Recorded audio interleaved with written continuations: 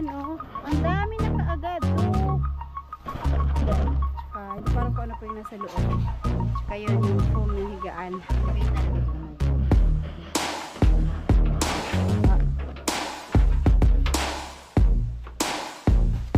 Ay, nagka-box pala to.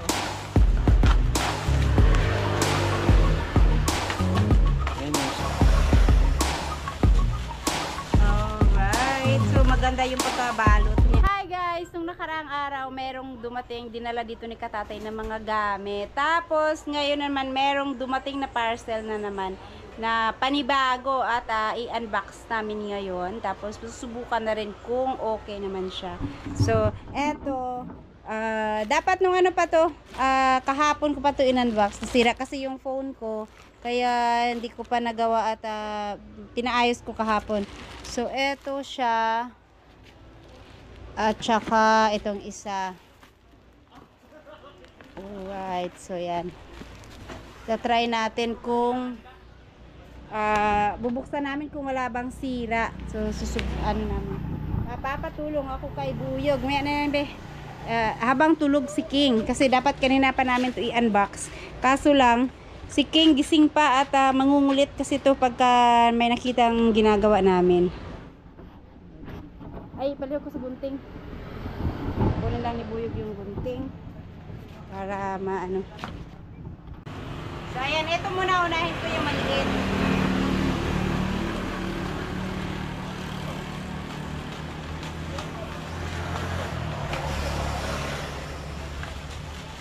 Alright. So, maganda yung pagkabalot niya. Ay, ano to? Ano pala to?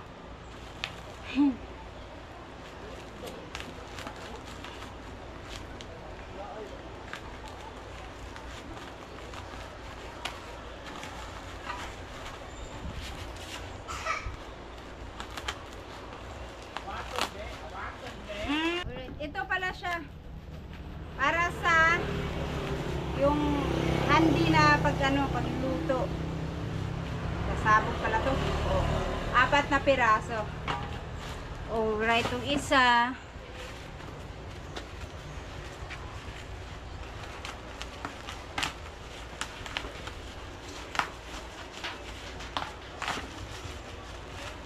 Maganda yung pagka-wrap niya, naka-bubble wrap talaga siya. Ay, naka-box pala to.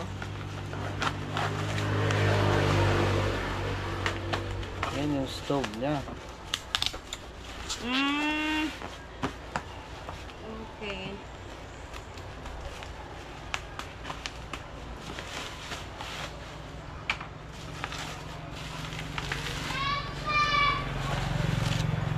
Okay naman yung pagka-wrap niyo. Para ano talaga. Yan na yun. Ito na lang.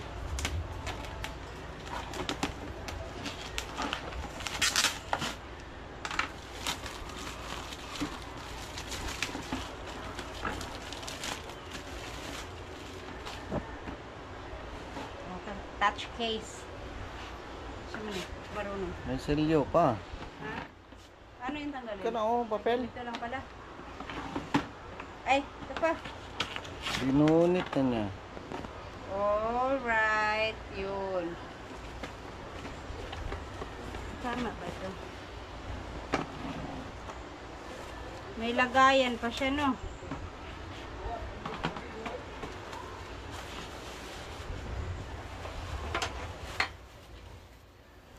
So, yan.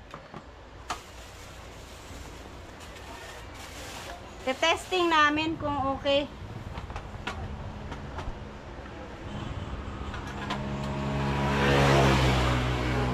Tapos, ano buksan ko? Ayun. Tapos, ayun lang.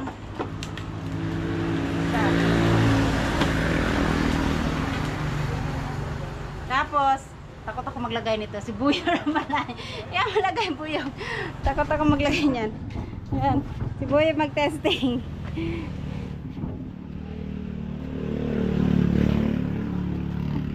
Ito sa kabila, be.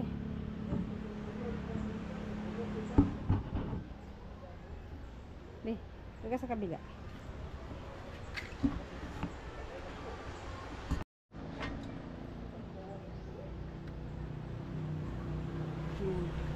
Yan, itusok lang.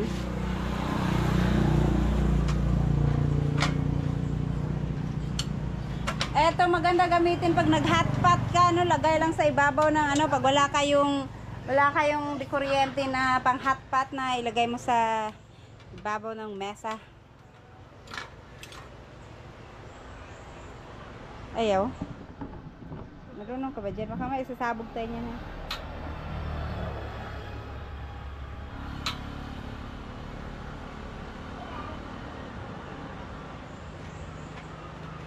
Ano yan? Asan yung manual? Ay, narao sa gilid kung paano ano. Lahat nalilito si Buyog kung paano i-operate. Maluwag lang ba talaga yan? Di yan sisikip? Oh.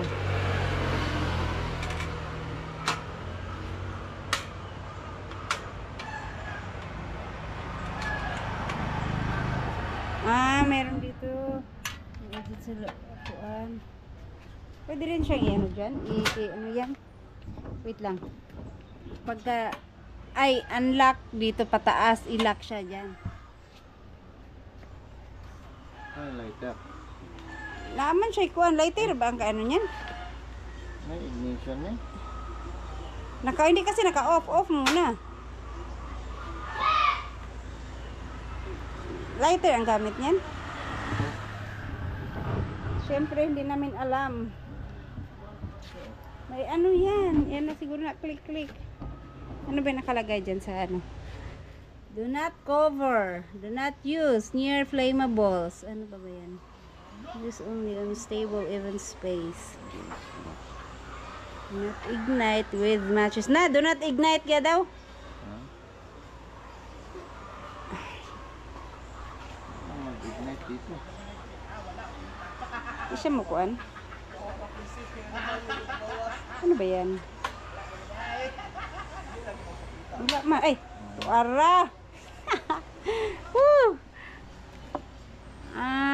Okay. Ilagay mo daw yung kamay mo kung na mainit ba?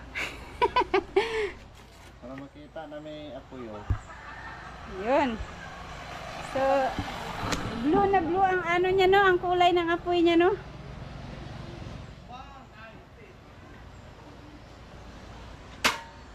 Paano yun i-ano? Paano yun i-on? Siya mag-off. Bag. Sige daw. Pati yung gas sa loob, automatic siya pag may-off ninyo. Okay. So, ganun lang siya. Ano? Namatay man lagi. Ano ba? Ha? Imposible.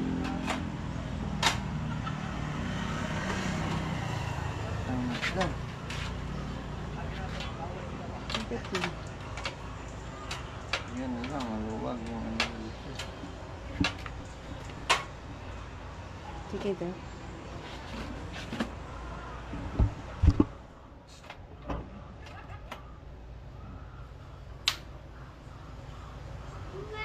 Pag i-off mo, automatic na mag-off yung Okay. So, ayan. Okay naman. Ganda pala yan, no? Handy. Kung may lakad ka, tsaka safe naman. Tatanggalin mo lang dito. gamitin sa malaking tangke. Ito? Oo. May ano siya. Ayan. Portable stove. Alright. Balik na natin sa kanyang touch case. Ay, alisin mo na yun, be. Dito mo lagay, be. Ito po ay, ano nila, ma'am, joking. So, dito na lang muna to sa bahay kasi bilis ng bitbitin ito. Para lutuan nila, ma'am Jo, pagdating nila. At least, ito, ano lang, ang bilis lang gamitin. Apat na bitin gas. Ano naman yung ano niya? Mainit? Siyempre, dumaan sa apoy. Init kayo na, mga bago pa man to.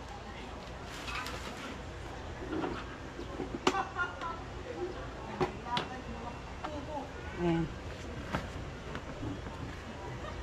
Balik natin dito para hindi masira. Ano yun, ha? Baliktad. Yun. Okay. Hindi na init. Diyan ba yung burner niya? Ah. Di, ah. Ay, dili, nakataob. Taob mo, itaob. Ay, kobra. Kuandra ka ng sting. Sting nga plastic. Ayan. Alright. Okay na po. Kasi itong natibag na semento, galing yan doon sa labas, unahan pa ng pintuan. No? Kinuha ni Buyog. Tinumba-tumba niya, di papunta rito kasi sobrang bigat, hindi mabuhat. Saka yun pa, oh, ang daming nila nito. Ano kasi, yung may, ano pa dito noon, yung nagmi-mix ng semento, may mga buhos sila na itinapon dito sa may gilid ng kalsada. Tapos, at kinalkal ng ano din, naglagay sila ng tubo ng tubig, kaya ganito nangyari. At para ano, hinarang lang ni Buyog dito kasi dudugtungan namin ng konti ito para humaba-haba naman. Tapos na yung doon, so na semento na siya. Okay na, wide na yung opening niya. Kung dito na lang para mahaba ng konti. At syempre si Mother, busy din, nagpanday. Asa na yun si Mother? Oo, na chicken king. Ayan, at gumagawa siya dito ng parang bahay. Kako nga ano, marami kasing dahon dito pag naglagas tong mga mahogani, sobrang daming dahon dyan. Kung trapal yung ilalagay dyan, baka babagsak din. Kaya baka, ewan ko kung ano ilalagay nyo dito. Kasi may nakita siyang itlog doon sa dulo para maitlogan ng mga manok. Ayan, eto, nalagyan na ni Mama ng bubong. Basta lang hindi siya mabasa dito na side sa ilalim. Kasi may nakita si Mama dito, naglilinis kasi siya dito sa ano, sindi ng mga damo. Tapos syempre mic pour. Tapos may nakita siya dito sa baba, dito kila banda, dito kila ka-shorties. Ito yung kahoy na pinutol namin dyan sa unahan. Ayan, oh, ang dami na kaagad. 2, 4, 6, 8, 8 piraso na expose po ito sa ulan, init, kaya hindi rin ito mapipisa kasi bababasa. Ayan, sayang. Kaya kailan lang to, kasi itong kahoy na to, kailan lang to pinutol. Ito yung dito sa may washing area, pinutol. So ang dami na nila. So nakita, sisindihan sana to ni Mama, pero nakita niya may mga itlog, kaya magawa siya ng itlogan ng manok dito. Baka para dito na mag-itlog yung mga manok. So hindi pa tapos at pahinga muna si Mother. At syempre dumating na ang delivery. Ayan, may dala si katatay na mga gamit. So eto ihahatid namin sa lote kasi mga gamit to ni Ma'am Joking para dun sa bahay nila, para sa pagdating nila meron silang magamit. Tsaka yung iba para din yan sa materials para sa bahay. So yan, may upuan, tsaka hindi ko alam kung ano po yung nasa loob. Tsaka yun yung foam ng higaan. Tsaka yung nasa gitna na mahaba, pang ano po ata ito, pang alkuba. So yun, at nagpapahinga lang si katatay kila Nanay Seward. Tapos hahatid na namin sa lote to. Kakarga ko na rin tong dumating nung nakaraan na cabinet para at least may bao-bao maikarga dyan sa loob. So hala, hindi mo na i-level be or gamay ra, pahabain na lang konti to dito. Ito sana, hindi ko alam kung ano to. Sabi ni Mama kasi gamot daw tong puno na to. Gusto ko sanang putulin kasi nakaharang siya dyan. Pero gamot daw yan. Hindi ko alam kung anong gamot to, kung para saan. So itong puno ng nyug, sobrang ano na pala siya, oh. Parang lupa na lang. Marupok na. I-cut mo na siya, bitamin na to para mo paano. Gahi. Gahi? Buhay pa. Ah, niya. Niya sa man nga buhay pa man. Hanggang dyan na lang. Matigas na pala. Ay pa, gipabungkal mo na ito mga bata. Ito mga tambay ba? Try na na ako. Babi na ako gahi. Humok ko ni ay. Yan, humok kayo. Kung nagkutan bitaw ni siya, bubuwag gasolina. Sumunod ko ni dayon. Anak na siya o anak na siya. Kami dani o. Para street ba?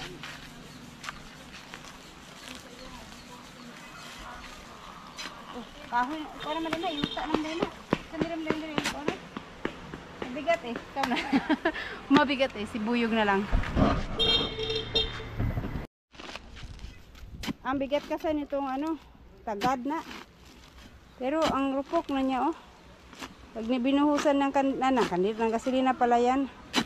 Gaapoy na lang yan hanggang sa maubos.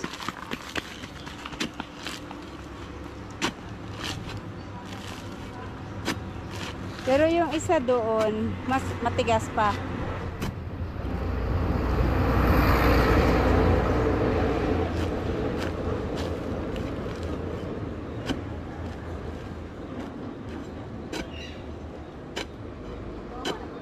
Gamay lang kayo, kanilang street dili na tanan kanilang daan oh. Narang gamay ba para mag-park sila dire sa kilid, layo-layo sila abot. Maka-park kaysa dire ra sila sa gawas.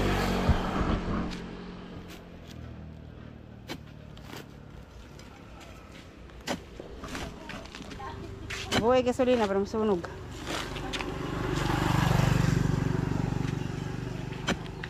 Gastos. Gasolina. Nauba na dati sa boss.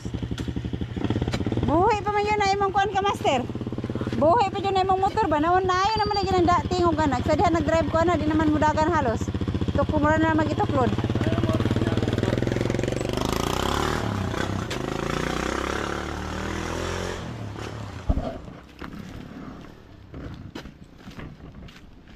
Pwede naman na isugnod. Ayan, back to work na si mother. Kawayan. Gabok na kayo. Dali na kayo na makuan. Banggi. Kasi ito mga lumang ano to, yero. Butangan na siya mga karton. Madaghan mo kayong karton diha. Kaso lang mga laglag man. Like ay ka na nakaktan. Ay, daghan na kay itlog ikaw gero.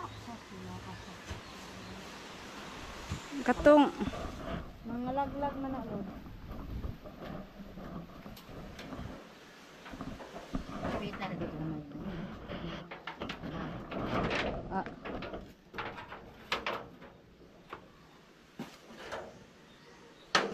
Guys, nandito na kami sa lote. At kaya mo yan, katatay.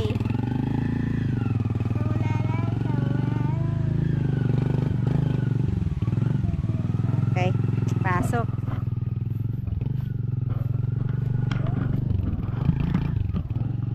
Yan, itong foam ni Ma'am Joking. Kaya ni. Parcel. Dumating na parcel. Ang kapal oh. Ano to? 6? Kapal. 6 nga. 6 ang kapal oh. Walang damage. Wala namang damage. Kwarto na natay. Oh. Kwarto. Ito. Plastic pa na oh. Kwarto rito. Saba. Tapos mag-CR. Oh, katabi ang CR. Ang kapal oh. Wakwa na nila eh. Kanang, diyan eh. Ha? Ba't din na diyan? Kana. Ikuha na lahat oh. Iba ito. Dupong. May iba po. Saan natin to? Day! Ipa day! Ha? Buha mo gini siya nila eh. Di na bugat kay tay? Ibutan na siya. Di na kay bugat tay? Di na. Ah, sige, tulungan ko muna si katatay magbaba. Yan na ba? Ibutan. Ay, kaya na yan ni katatay. Ayan. Tinulungan ko lang si katatay magbaba kasi ano, dapat may sasalo na sa kabilang dulo. Ayan, 3 piraso. Hindi ko alam ba't ang ano niya, parang ang lambot niya. Kala ko mabigat na ganun pala. Tapos ito yung dumating nung nakaraan. Sa kwarto lang ni Tay. Dinala ko na rin. Hindi naman ito mawawala dito kasi wala namang, marami kaming iniiwan dito. Wala namang nangunguha. Ay, ha, sige.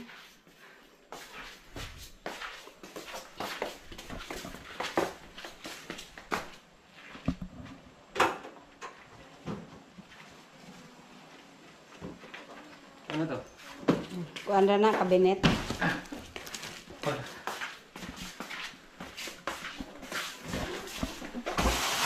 Hindi ka deh? Oh, Ikaw mahal na?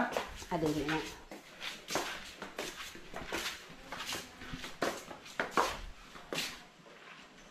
Yan, ano, mesa.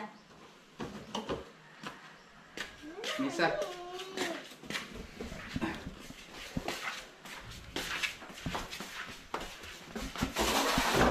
Dari na tay.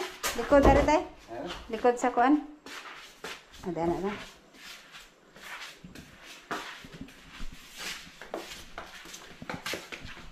Tapos, ilang piraso yung upuan tay? Apat? Apat na upuan.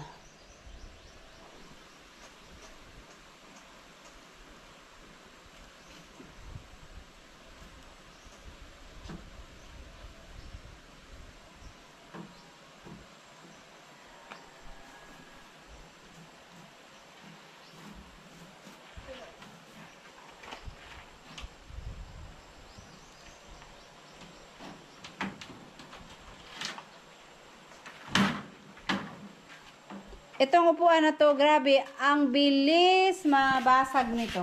Ito? Kay Nanay Seward, ilang piraso na ang nabasag niya nito. Ito kasi? Ang bilis mabasag nito. Maputo lang talaga siya pag nakaupo. Kahit nakaupo ka lang. Ito, pagdilingan ng tali. Pero maganda naman siya tignan. Pero ano lang, hindi kagaya yung mga upuan noon ba Ruby? na matitibay. Ito, ang bilis mabasag.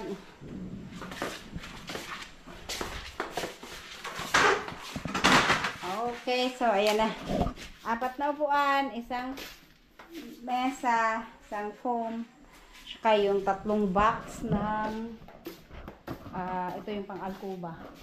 Tsaka yung mga maliliit, yung pintura, andun iniwan lang sa bahay. Kasi bilis lang naman bitbitin yun, maliit lang. So, ready na. Ayan, Ma'am Jo, ready na po pagdating nyo.